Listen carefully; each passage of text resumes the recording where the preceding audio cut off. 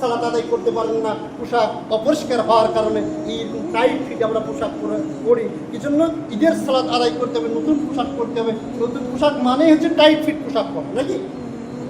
সুতরাং আমাদের পোশাকের কোয়ালিটি হবে, সেটা হবে অবশ্যই ঢিলা ঢালা, বিশেষ করে যেটা সালাত আদায় করতে বাধা প্রদান করে না, এইরকম পোশাক আপনাকে আমাকে করতে হবে। যেই পোশাক আপনি কোনটা বৈধ পোশাক কোনটা অবৈধ পোশাক এটা চেনার একটা বড় মাপকাঠি, সেটা হচ্ছে আপনি সালাত আদায় করবেন এই পোশাক পরে।